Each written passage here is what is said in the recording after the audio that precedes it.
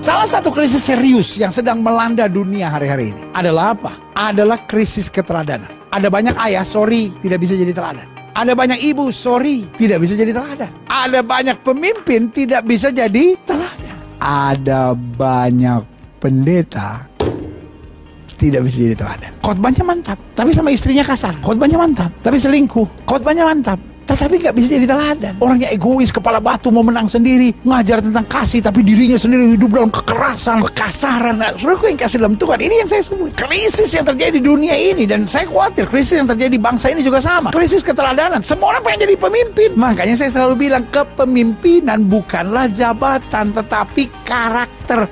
Adalah mentalitas yang harus kita bangun. Anak-anak Tuhan Yesus harus belajar dari Tuhan Yesus dimanapun kita ada. Kita memulai dulu dengan apa? Keteladanan. Hidup kita harus jadi berkat buat banyak. Orang sakit rohaninya beragama tapi tidak beriman. Apa-apa khawatir, apa-apa pikirannya jelek, apa-apa aduh jangan-jangan begini, aduh jangan-jangan begini. Loh bos, sakit rohani saudara. Kan orang benar kan hidup oleh iman. Daud dimaki oleh Goliat, dia bilang kau boleh datangi aku dengan pedang topan dan tembing, tapi aku datangi kau dengan nama Tuhan semesta alam. Saya tidak bisa bayangkan hidup sebagai orang muda di zaman kita sekarang ini kalau engkau tidak punya iman. Adik-adikku yang saya sayang dalam Yesus, kadang-kala saya doain anak-anak muda saya menangis karena hidup di zaman saudara sekarang ini keras. Dulu mau beli blue film aja masih mesti cari kok. Sekarang cuma tinggal di jempol kok. Dosa makin dekat, dosa makin murah, dosa lagi obral, saudara-saudara. Kejahatan makin menakutkan, kekerasan makin berbahaya, perzinahan makin menakutkan. Itu sebabnya dengan apakah seorang muda mempertahankan kelakuan yang bersih, itu dengan menjaganya sesuai dengan firman Tuhan. Kalau kamu nggak punya iman hari-hari ini, meskipun kamu baik, meskipun kamu pintar, meskipun kamu hebat, tergerus, saudara-saudara.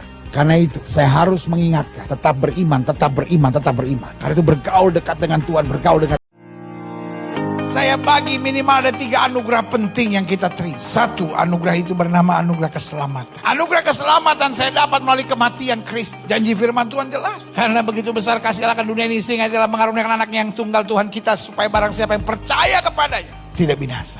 Maka Yesus bilang sama Petrus, kepadamu kuberikan kunci kerajaan sorga. Yang kedua, anugerah itu bernama anugerah kekuatan. Melalui firman Tuhan yang menuntun dan membimbing. Seberapa besarnya pun tantangan di depan kita, tapi selama pergaulan kita dengan firman mantap, kita kuat. Saya nggak mau tahu badai apapun yang besar yang sedang melanda saudara. Saya berani jamin selama kau bergaul dengan firman, kau pasti kuat. Anugerah ketiga saya beri nama anugerah identitas. Bahwa melalui Roh Kudus, identitas kita bukan lagi orang berdosa, tapi identitas kita warga kerajaan Allah. Betul engkau manusia biasa, tapi berdiri tegak dan berkata, aku warga sorga yang dipenuhi dengan kemuliaan Tuhan. Apa yang menyebabkan manusia tidak bersuka cita? Ketidakmampuan mendisiplinkan hati dan pikiran. Karena pada dasarnya sukacita bukan soal keadaan, tapi soal hati dan pikiran. Kita menghadapi masalah yang sama, tapi dengan hati dan pikiran yang berbeda, kita akan mengeluarkan output yang berbeda. Setuju nggak? Kalau hati kita busuk, hati kita kepahitan, pikiran kita sempit, lihat apapun dalam hidup ini, kita cenderung apatis. Tapi sebaliknya, kalau hati kita semangat, hati kita besar, jiwa kita tentram, pikiran kita pikiran Kristus, lihat apa saja kita bisa bersuka cita. Ada orang yang mungkin penghasilannya jauh lebih rendah dari saudara, tapi bersuka cita tuh. Tapi ada orang yang gajinya 60 juta, ribut terus. Soal sukacita bukan soal keadaan. Orang kalau hatinya nggak tahu bersyukur, orang kalau hatinya tuh nggak beres gitu, lihat apa saja dalam hidup ini selalu punya alasan buat dia untuk kecewa. Tapi sebaliknya, orang kalau hati dan pikirannya hanya tertuju kepada Kristus, dia tahu segala yang Tuhan sediakan ini yang terbaik buat hidup saya. Hal kerajaan surga sama seperti orang yang mau berpergian ke luar negeri, yang memanggil hamba-hambanya dan mempercayakan apa? Hartanya kepada mereka. Yang seorang diberikannya 5 talenta, yang seorang lagi 2, dan yang seorang lagi apa? 1. Orang-orang sukses bukan orang-orang yang hebat, tapi orang yang menyadari talentanya. Orang-orang sukses bukan berarti tidak menghadapi badai, tapi tetap tekun dan setia waktu menghadapi masalah di tengah dia mengembangkan talentanya. Buat saya setia itu mahal, dan kita tidak bisa menuntut sesuatu yang mahal dari mereka yang murah. Engkau dihianati, kau marah. Jangan menangis, air matamu terlalu mahal untuk ditumpahkan buat orang murahan seperti mereka. Buat apa dapat suami ganteng dan kaya tapi tidak setia? Buat apa punya istri cantik dan hebat, masak luar biasa tapi tidak setia? Tapi persoalannya istri saya udah jelek, gak bisa masak, gak setia lagi pendeta. Kenapa lu pilih yang kayak begitu? Kau disakiti orang, kau dilukai orang, kau dicurangi orang, kau dijahati orang, tetap pilih untuk setia. Karena orang yang setia akan melihat pertolongan Tuhan yang luar biasa. Cara Tuhan memberi sesuatu yang lebih atau mengangkat kita, dia menyempurnakan iman kita. Tuhan tidak akan memberikan kita sesuatu lebih kalau dia tidak sempurnakan iman kita. Karena sangat berbahaya mendapat berkat lebih, sangat berbahaya mendapat kepercayaan lebih kalau iman kita tetap lemah. Kita bisa jadi sombong, kita bisa jadi lupa diri. Ada suami-suami yang ketika miskin setianya minta ampun, tapi ketika dia kaya punya perempuan lain. Itu yang saya beri nama, berkatnya banyak tapi imannya kecil. Karena itu biarlah setiap kita hari ini berdoa, Tuhan jangan berkati saya lebih sebelum Engkau menambahkan iman saya. Jangan beri kepada saya kepercayaan lebih sebelum Engkau menambahkan iman saya. Tuhan jangan beri kepada saya karunia lebih sebelum Tuhan menambahkan iman saya. Karena karunia yang lebih, berkat yang lebih bisa menjadi berbahaya buat kita kalau Tuhan tidak menambahkan iman kita. Tapi kalau iman kita kuat, semakin Tuhan memberkati kita, semakin kita sadar semua dari Tuhan, semua bagi Tuhan untuk kemuliaan.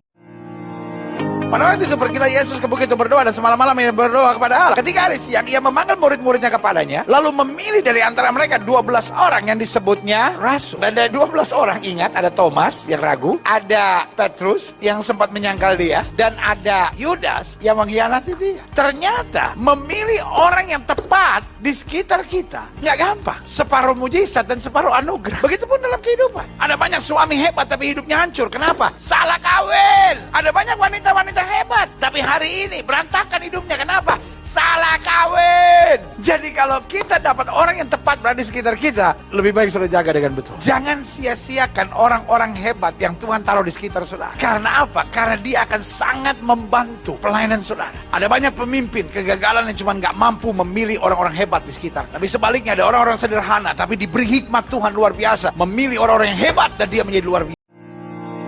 Kenapa kesombongan adalah persoalan yang serius? Karena seringkali tidak pernah disadari. Padahal kunci hidup kita dipulihkan Tuhan yaitu sadar. Kalau kita mengaku dosa kita, Allah itu setia dan adil. Dia akan menyucikan dan mengampuni kita dari segala kejahatan kita. Tapi bagaimana kita bisa mengakui? Harus sadar. Seorang penjina ketika dia sadar dia berzina, dia berbalik dan Tuhan mengampuni. Orang sombong dengar firman tentang kesombongan dan dia bilang, aduh untung saya nggak sombong. Untung saya seorang rendah hati. Dia bisa menyombongkan kerendahan hatinya. Itu lebih parah lagi. Yang kedua saya pelajari. Karena kesombongan tidak membutuhkan alasan, tidak membutuhkan dasar, tidak membutuhkan modal. Bunuh orang minimal harus punya nyali kan untuk bunuh. Ada banyak dosa perlu modal, sudah. Tapi sombong nggak perlu modal. Orang jelek aja bisa sombong. Karena itu iblis paling gampang pakai kesombongan untuk menghancurkan, menjatuhkan. Sadarkan diri kita. Jangan sampai ada kesombongan dalam diri saya. Kalaupun saya nggak sadar saya sombong, minimal saya bilang, Tuhan, kalau ada kesombongan dalam hidupku, cabut, sadarkan aku supaya aku hidup dalam anugerah.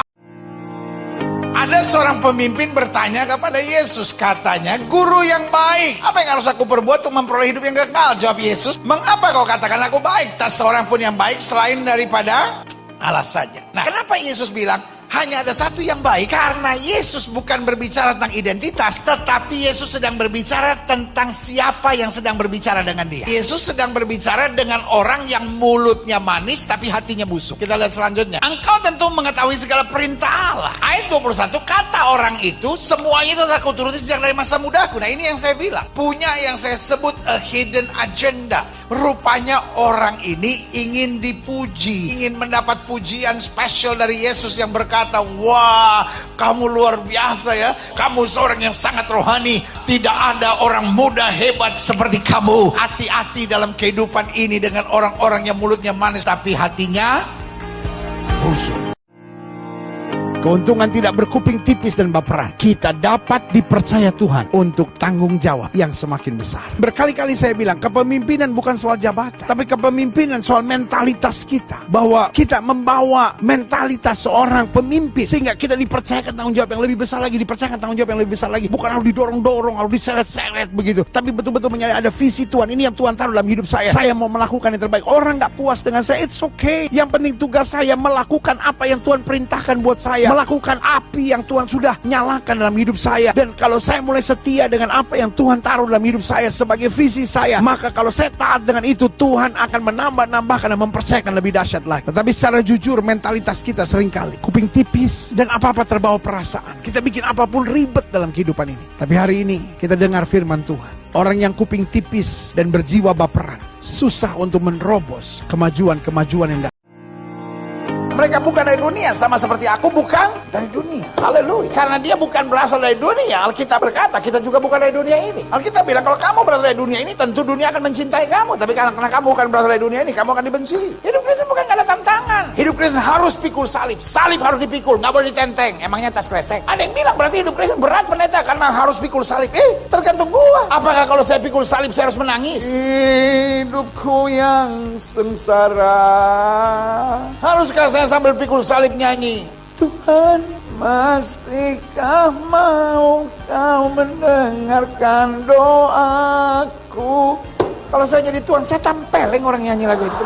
Di seluruh Alkitab saya udah bilang aku Tuhan yang mendengar doa kau, masih nanya lagi. Plak! Wih Tuhan, hidup Kristen memang harus pikul salib. Tapi kita nggak menderita karena kita berasal dari surga. Yang jaga kita, yang pelihara kita, yang berkati kita berasal dari surga. Tuhan kita lah Raja yang kekal serta Bapa yang baik. Karena itu sangatlah wajar jika ia rencanakan kita untuk menjadi kaya. Cuman ada banyak pendeta yang malu-malu untuk bilang rencana Tuhan buat kita kaya. Karena nanti dia akan ditegur banyak orang, dibilang, wah gereja ini gereja aliran Injil kemakmuran. Saya tidak pernah percaya yang namanya Injil kemakmuran. Yang saya cuman percaya Injil adalah Injil. Injil adalah kebenaran, Injil adalah kepastian, Injil adalah jaminan buat kita. Yang setuju katakan amin. Bapak-bapak yang ada di sini, Alkitab bilang apa? Seperti Bapa sayang pada anak-anaknya, demikian Tuhan sayang pada orang yang takut akan Dia. Amin. Ada nggak bapak-bapak yang pernah mengharapkan anaknya miskin, menderita, sengsara, dan hancur-hancuran? Tetapi kalau ada yang bisa kita bikin supaya anak kita sukses, supaya anak kita berhasil, supaya anak kita diberkati, supaya anak kita kaya, kita akan berbuat apa saja. Persoalannya kita sebagai ayah terbatas, tapi Dia Bapa yang tidak terbatas, sehingga anak-anaknya diberkati dengan rencananya luar biasa. Yang setuju? Dengan perkataan Silvanus yang kuanggap sebagai seorang saudara yang dapat dipercaya, aku menulis dengan singkat kepada kamu untuk menasihati dan meyakinkan kamu bahwa inilah kasih karunia yang benar-benar dari Allah. Berdirilah dengan teguh di dalam. Paulus dalam penjara, tapi Paulus bilang Silvanus adalah orang yang dapat dipercaya. Kalau orang lagi sukses, orang lagi kaya, wah banyak yang jilat. Tapi kalau lagi jatuh, wah banyak yang kutuk. Hamba Tuhan aja kalau lagi susah, wah orang dekatnya ninggalin dia kok. Yesus dalam pelayanan satu kali 5.000 laki-laki, belum termasuk wanita dan anak-anak. Tapi satu kali tiba-tiba gone, semua pergi. Pelayan-pelayan Tuhan harus punya mental bisa dipercaya. Kalau kita dapat menjadi orang yang bisa dipercaya, itulah kasih karunia Allah. Sudah diberkati, haleluya. Tapi kalau sudah jadi orang yang nggak bisa dipercaya, berkat itu sementara. Sudah dipakai Tuhan, haleluya. Tapi kalau engkau nggak bisa dipercaya, pelayanan itu juga sementara. Engkau hari ini mendapat jabatan-jabatan hebat, haleluya. Tapi izinkan saya mengingatkan, kalau engkau nggak bisa dipercaya, semuanya itu akan sirna dalam waktu tidak lama. Karena dari buahnya lah seorang dikenal. Sekali lagi saya ingatkan, seorang pemimpin nggak akan jatuh hanya karena serangan. Seorang pemimpin jatuh karena apa? Integritasnya. Karena nggak bisa dipercaya. Pada waktu itu hal kerajaan sorga, seumpama apa? 10 gadis yang mengambil pelitanya dan pergi menyongsong mempelai laki-laki. Gereja menyambut kedatangan Yesus. Tetapi sayangnya ayat yang kedua bilang 5 diantaranya bodoh dan 5 bijaksana. Berarti di dalam gereja ada pemisahan. Ada jemaat Tuhan yang bodoh, ada yang bijaksana. Bodoh di sini tidak ada hubungan dengan bangku sekolah. Makanya Yesus bilang apa? Kalau kamu mendengar firman dan tidak melakukannya, kamu sama seperti orang bodoh. Tetapi kalau kamu mendengar firman dan melakukan, Alkitab tidak bilang pintar, tapi Alkitab bilang apa? Bijaksana. Pintar berhubungan dengan bangku sekolah, tapi bijaksana berhubungan dengan kedekatan dengan Tuhan. Ada banyak orang yang tingkat pendidikan tinggi, profesor, doktor, karburator, kotor sampai bocor-bocor. Tapi kalau dia berzina, saya beri nama orang bodoh. Kalau dia berselingkuh, saya beri nama orang bodoh. Tetapi meskipun engkau SMP saja tidak lulus, tapi engkau seorang istri yang setia, engkau suami yang takut akan Tuhan, engkau lakukan apapun dalam kebenaran, saya beri nama engkau orang bijaksana yang akan dipenuhi dengan berkat Tuhan yang luar biasa. Apa kerugian orang sombong? Orang sombong bukan hanya nggak disukai, namun banyak dikutuki. Tuh orang sombong banget biar kecelakaan. Tuh orang sombong banget belum ngalamin kali dihajar Tuhan. Sorry untuk bilang ini. Orang sombong bukan cuma makan nasi, bukan hanya makan gado-gado, bukan hanya makan ketoprak, makan kutuk. Nggak ada orang, aduh gue demen banget sama dia soalnya dia sombong sih. Aduh gue paling seneng lihat orang sombong. Bu, jangankan orang, kalau suami kita sendiri sombong, enak kita. Jadi orang sombong, sorry, musuhnya banyak. Dan Alkitab memang bilang kutuk tanpa alasan tidak akan kena. Tapi kalau kita sombong berarti ada alasan kan untuk orang mengutuk kita. Itu sebabnya orang sombong ujung-ujungnya pasti hancur. Saya ingin hidup diberkati dan didoakan orang. Orang itu kalau ngalah, orang itu kalau rendah hati, orang itu kalau sabar, makan doa, saudara-saudara. Iya dong, aduh gila tuh orang kaya tapi kok baik banget gitu. Aduh Tuhan berkati dia Tuhan. Aduh dia tuh pangkatnya hebat tapi aduh orangnya sabar banget. Aduh Tuhan berkati dia. Itu yang saya bilang. Saya rindu jemaat menjadi orang-orang yang didoakan oleh orang banyak, sehingga hidupmu mengalami berkat-berkat Tuhan yang luar biasa. Bagaimana agar kehidupan kita tidak dapat ditaklukkan? Jaga lingkungan dan komunitas pergaulan. Karena kan Alkitab udah bilang, pergaulan yang buruk menghancurkan kebiasaan yang baik. Tahukah saudara? Banyak orang pertama kali merokok, kenapa? Karena teman. Banyak orang pertama kali ke diskotik, karena teman. Banyak orang nonton blue film pertama kali, kenapa? Karena teman. Banyak orang coba narkoba, coba alkohol, karena teman. Ada banyak orang yang kemudian jadi banci, jadi homoseksual, jadi lesbian, kenapa? Ikut-ikutan teman. Pergaulan menentukan. Walaupun sudah punya kecenderungan sebagai seorang banci, walaupun sudah punya kecenderungan sebagai seorang homoseks, walaupun sudah punya kecenderungan sebagai seorang lesbian, tetapi kalau teman mendukung saudara, teman mengarahkan saudara, teman mendoakan saudara, teman menaruh prinsip-prinsip positif dalam hidup saudara, hidupmu berbeda. Engkau mungkin punya kecenderungan untuk bunuh diri.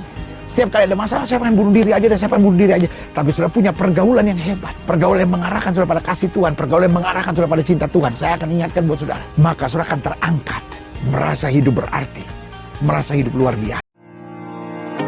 Salah satu mimpi terbesar setan adalah untuk menghancurkan keluarga-keluarga. Itu sebabnya dari masa muda, anak-anak muda telah dirasuk setan-setan untuk akhirnya pacaran dengan orang yang salah. Ada banyak orang pacaran kerjaan yang cuma peluk-pelukan, cium-ciuman, pacaran peluk-pelukan, cium-ciuman. Dan ini yang salah. Kenapa? Masa pacaran adalah masa persiapan, masa di mana saling mengenal, masing-masing tahu karakter masing-masing. Untuk apa? Untuk saling menyadari, betulkah dia pasangan dari Tuhan buat saya? Dari Tuhan belum tentu selamanya yang paling menyenangkan, tapi yang pasti yang paling terbaik yang Tuhan sediakan buat kita. Haleluya. Makanya saya catat salah satu mimpi terbesar dari setan adalah melihat keluarga-keluarga hancur. Berarti kita harus mempertahankan keluarga kita. Kita harus sungguh-sungguh mencintai keluarga kita. Engkau harus mengasihinya, engkau harus mengertinya, engkau harus mensupportnya, engkau harus membuat dia bangkit kembali, sehingga keluarga ini makin kuat. Peperangan rohani itu nyata dan memang ada. Suka atau tidak suka, mau tidak mau, di sekitar kita ada lalang. Kenapa Tuhan izinkan? Roma 8 ayat 28 bilang Allah turut bekerja untuk mendatangkan kebaikan bagi setiap orang yang mengasihi Dia. Sebagian kita kadang-kala jengkel, sebagian kita kadang-kala berkata, kenapa sih saya udah fokus sama Tuhan, selalu ada gangguan di sekitar saya. Hari ini saya mau ingatkan buat saudara, bahkan ketika orang bertanya kepada Sang Tuhan, bolehkah aku mencabut lalang ini? Maka Tuhan itu berkata, jangan kau cabut, karena kalau kau cabut maka semuanya ikut tercabut. Artinya apa? Biarkan dia dewasa dulu, biarkan dia kuat dulu, biarkan dia teguh dulu. Artinya peperangan rohani Tuhan izinkan untuk menjadikan kita dewasa, untuk menjadikan kita kuat, untuk menjadikan kita makin melekat pada Tuhan. Yang setuju katakan amin. Peperangan rohani itu menyakitkan, tapi peperangan rohani itu baik. Siapa orang yang saya sebut dapat dipercaya adalah orang yang ketika berhadapan dengan orang-orang yang menyebalkan, tidak cepat membenci dan membalas. Dalam hidup ini kadang-kala kita bisa mikir-mikir, ini orang pendeta, orang kerasukan setan atau setan kerasukan manusia. Karena perbuatannya betul-betul menyakitkan pendeta. Dia teman saya dari SMA pendeta, dia bawa lari laki gua pendeta. Kadangkala kita berhadapan dengan orang-orang yang menyebalkan, tetapi izinkan saya mengingatkan, saya tidak pernah punya hak untuk membalas, saya tidak pernah punya hak untuk membenci.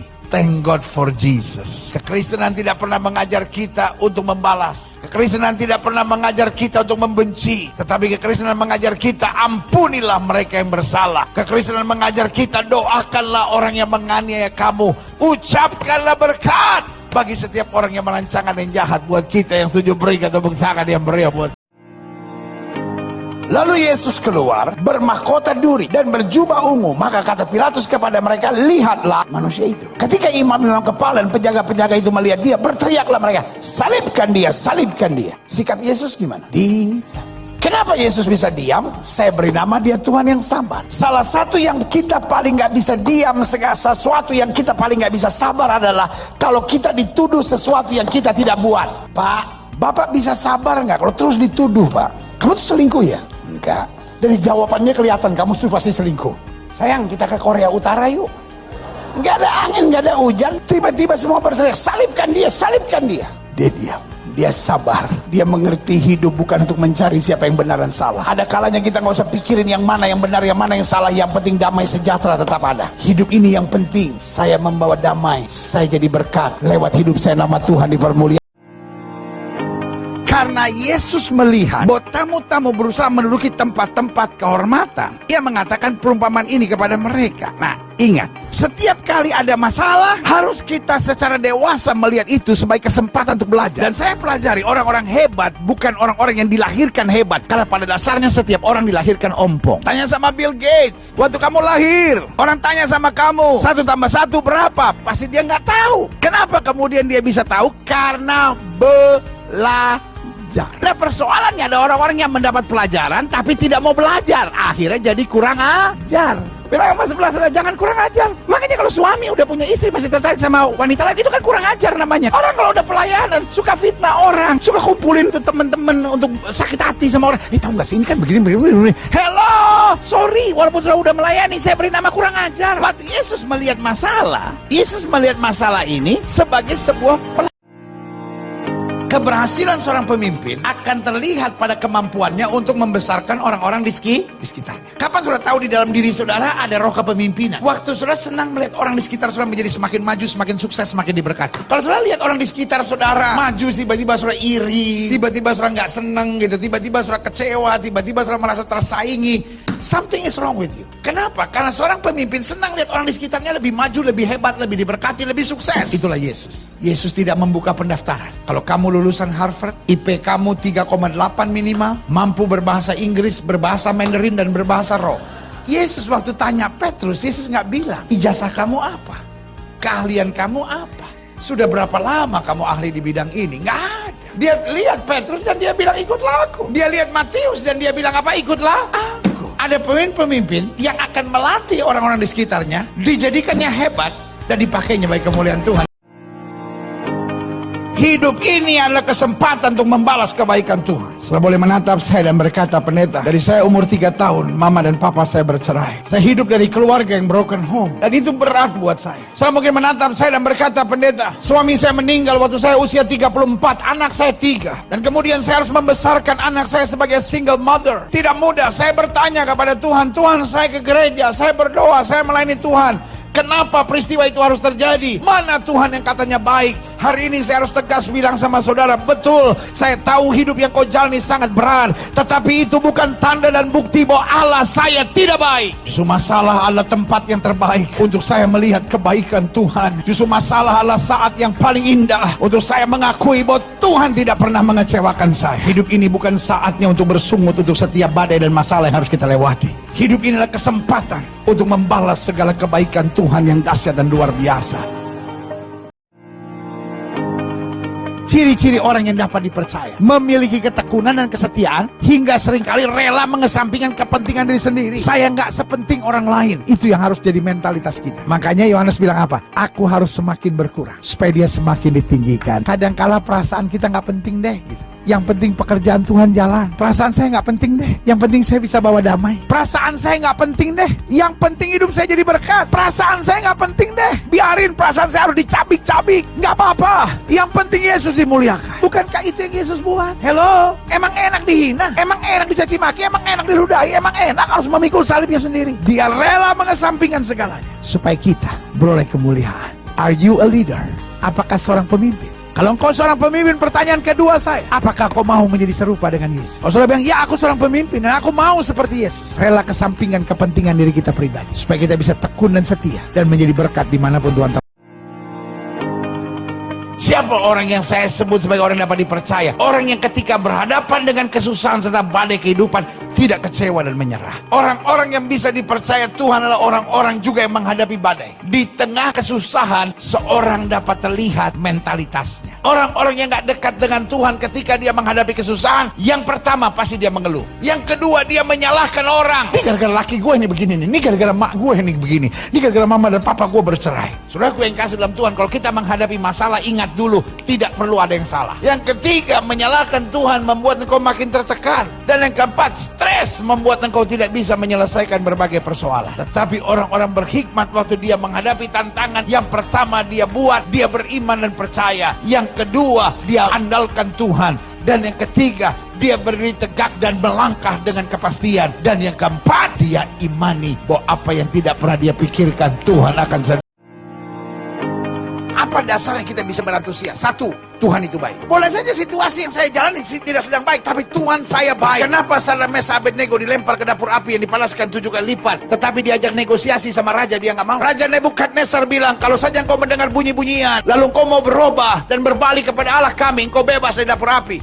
Dia bilang, kalau Tuhan yang kami sembah sanggup tolong, dia tolong. Tapi perlu Tuanku Raja ketahui, kalau Tuhan yang kami sembah tidak sanggup tolong, untuk menyembah dewa Tuanku Raja kami tidak mau. Orang yang berantusias tidak mau terpengaruh dengan suara-suara sumbang di sekitarnya. Mau apapun yang terjadi, kita bersemangat karena kita tahu Tuhan kita baik. Yang kedua, bahwa kita tidak mau mempermalukan nama Tuhan. Tuhan udah begitu baik buat kita, masa kita mau bikin malu nama Tuhan? Kalau saya jadi istri yang melawan suami, saya jadi batu sandungan dan saya mempermalukan nama Tuhan. Kalau saya jadi suami yang kasar dan tidak memperdulikan perasaan istri saya ngomong seenaknya, saya bertindak seenaknya, saya mempermalukan nama Tuhan. Kita bilang supaya orang melihat perbuatanmu yang baik dan memuliakan Bapamu yang di.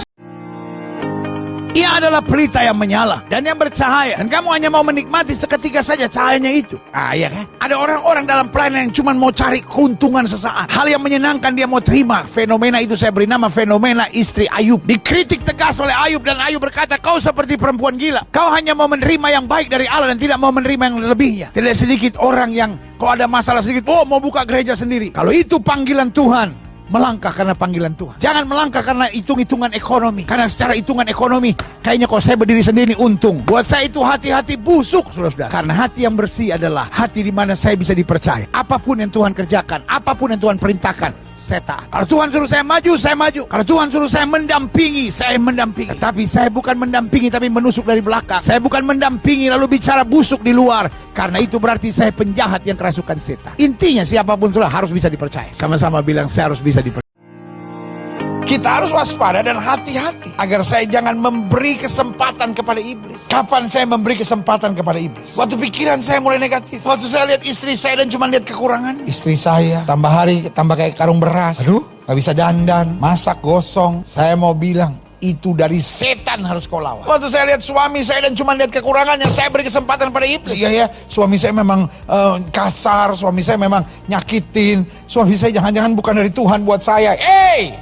Bu, suara setan itu, Bu. Setan itu pendusta dan tidak pernah ngomong yang betul. Jangan beri kesempatan kepada iblis. Iblis nggak butuh lubang besar. Iblis cuma butuh celah kecil saja. Lalu dia terus jajah kita dan akhirnya sengsarakan hidup kita. Tapi kalau kita tutup celah buat iblis, bagaimana kita tutup celah? Selalu merenungkan Taurat Tuhan siang dan malam. Selalu bersyukur dalam segala keadaan. Selalu beriman dan percaya. Apa saja yang Tuhan janjikan, ya dan amin dalam hidup kita. Yang setuju berikan tepuk tangan yang beriman.